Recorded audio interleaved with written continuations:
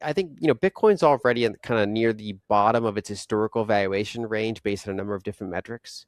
So I think I think that we're closer to the bottom. I try not to call absolute bottoms because, just sharp price moves and unexpected things can always happen. My guess is that that we're unlikely to reach new all-time highs this year. I wouldn't say it can't happen. I mean, Bitcoin has a ton of volatility.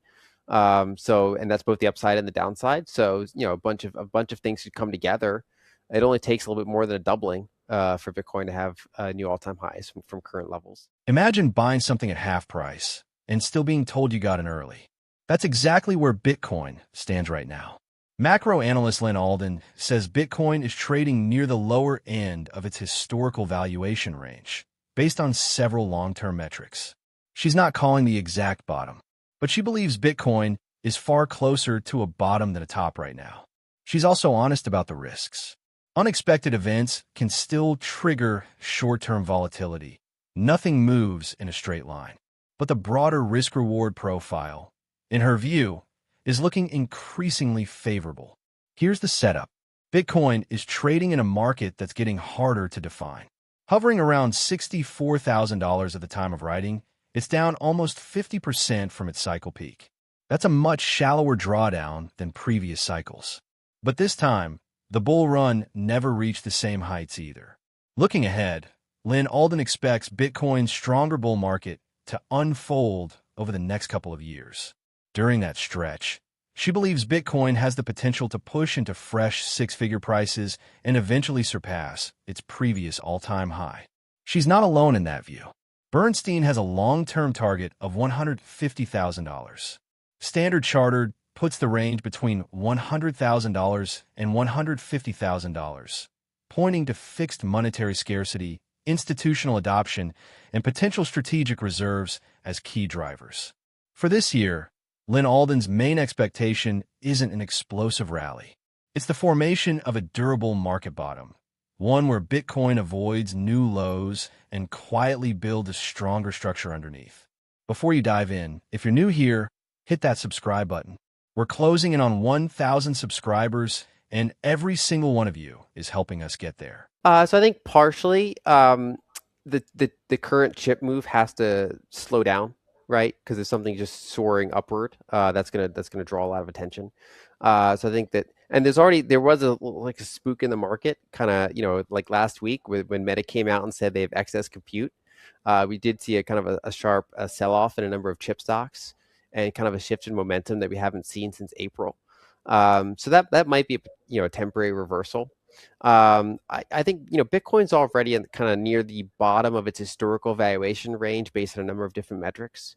So I think I think that we're closer to the bottom. I try not to call absolute bottoms because just sharp price moves and unexpected things can always happen.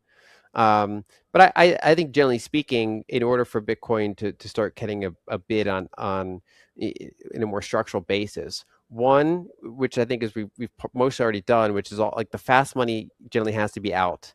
So the fast money coins people have already sold, they're on to AI. The coins gradually rotate to entities that are rarely going to sell. And then that starts making the marginal supply demand balance is just more kind of locked in. And so it only takes a small amount of capital to want to come back in. It could be entities saying, hey, from technical analysis, it looks like Bitcoin might be bottoming. It could be fundamental, contrarian traders that say, hey, I used to be in Bitcoin, I jumped to AI, but now all these things are up 5x or 10x, and Bitcoin's over there down in a bear market, so maybe I'll rotate capital back in. And then once it starts climbing, you get momentum traders involved. So I wouldn't try to predict the exact timing. But I think I think there's not a lot of obstacles in its way, other than just probably AI has to, or chips have to slow down a little bit to let other parts of the market become a little bit more interesting to those that I think all patterns eventually break. No pattern lasts forever, because if a pattern is super persistent, then people will start trading on it, and it kind of becomes like it starts defeating itself. My guess is that that we're unlikely to reach new all-time highs this year. I wouldn't say it can't happen. I mean, Bitcoin has a ton of volatility. And that's both the upside and the downside. So, a bunch of things could come together. It only takes a little bit more than a doubling for Bitcoin to have new all-time highs from current levels. But that wouldn't be my base case. I think that a couple of years out, I expect to see new like fresh six figures, and then hopefully climbing to above the prior high. This year, I think kind of the base case that I would hope to see is just like a lack of new bottoms in place, and that kind of like just a better kind of technical picture pointing kind of flat to up rather than that the kind of flat to down that it's been in for a period of time. What if the signal that's called Bitcoins moves 83% of the time is flashing something totally different right now? Lyn Alden explains that Bitcoin has historically moved in the same direction as global M2 money supply about 83% of the time, diverging only 17% of the time. She believes we're living through one of those rare divergences. Global M2's liquidity has kept climbing, but Bitcoin hasn't caught up to reflect that improvement. Here's why that matters. Analysts have long observed that rising global M2 tends to push Bitcoin prices higher, driven by increased liquidity and lower interest rates. Lyn Alden's research from September 2024 confirmed it, finding that Bitcoin aligns with M2 trends 83% of the time. So, what broke the pattern of this cycle? She points to companies like Strategy and Metaplanet, which traded at big premiums to their net asset value, or MNAV.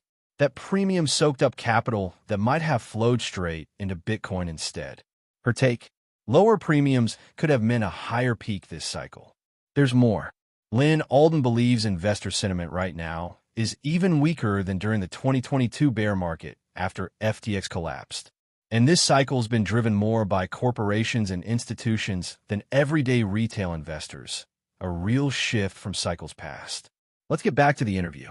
83% of the time, Bitcoin goes in the direction of global M2, and 17% of the time it diverges.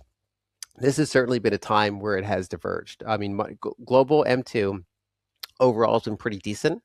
It's not been soaring, but it's been to the upside. And this has been, pretty rough period for Bitcoin, obviously. I think some of the reasons for that are one, I do think that some of the price action we would have seen in Bitcoin instead showed up in the MNAVs of some of these companies. When Strategy was trading at 3 times MNAV, Metaplanet was trading at like 8 times MNAV. That all else being equal, if those are trading at lower MNAVs, and just more of that enthusiasm poured into Bitcoin itself, we probably would have seen a somewhat higher high this cycle. But I think it's not, I think, an accident that the kind of the bear move we've seen in Bitcoin starting in autumn of 2025 aligned with that prior capital drain I mentioned for AI stocks. So as soon as kind of the hyperscalers free cash flow started to collapse and everything kind of shoved into those memory stocks and the other kind of like chip stocks out there, I do think that trade was so powerful that it sucked liquidity out of multiple places, probably including Bitcoin, because a lot of investors were just kind of looking around and saying, well, this is, it's a decent asset. It's not soaring, but these other things are just going straight up. So I think that they became, at least temporarily, the fastest horse in the race. So that was kind of the new proxy for just things you want to own. I think another thing kind of weighing on Bitcoin is the broader crypto space, which I've been structurally bearish on. This is the first cycle where they didn't really get a cycle. And moreover, I think that there's a kind of an increasing widespread view, which goes back to what a lot of Bitcoiners were saying, which is that there's really no there for outside of Bitcoin, outside of stable coins. I think the vast majority of the rest of that space, some other things, you can tokenize gold, you can tokenize real world assets. I mean, there's a market for that. But once you get into like really circular speculative things, there's just not a lot of structural demand for it. They go through a hype cycle after they're invented, and then they stagnate.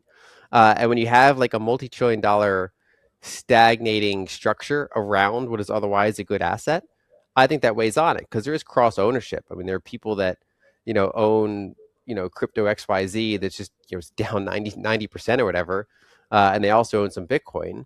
And many of them, will have to sell Bitcoin for various reasons. I've seen way weaker sentiment this bear market than the 2022 bear market. We were at Pacific Bitcoin in 2022, Yeah. and energy there was high. I mean, Yeah. Bitcoin was crashing to what, like 16,000. Energy was still very high. I think this one, I think the combination of the broader crypto space, like truly running out of like good narratives, or at least like temporary narratives that hit in some way, combined with that this wasn't a very retail heavy cycle, it was more of a corporate cycle. Mhm. And then kind of the fact that Bitcoin just didn't reach the highs that many people thought is just disappointing for a lot of people. So this is the lowest sense. Bitcoin is entering a stage where patience may become more valuable than excitement. While short-term price swings and market uncertainty continue, the bigger picture suggests that Bitcoin is steadily building a stronger foundation. As speculative interest fades and long-term confidence grow, the market could become healthier and more resilient. For investors, the focus now is not just on chasing quick gains, but on understanding where Bitcoin may be heading over the coming years. The next major move may reward those who stay informed, think long-term, and recognize opportunity before the crowd does. Do you think Bitcoin's next big rally is closer than most investors expect? If you enjoy this video, don't forget to like, subscribe, and turn on the notification bell so you never miss the latest Bitcoin updates. Thanks for watching, and we'll see you in the next video.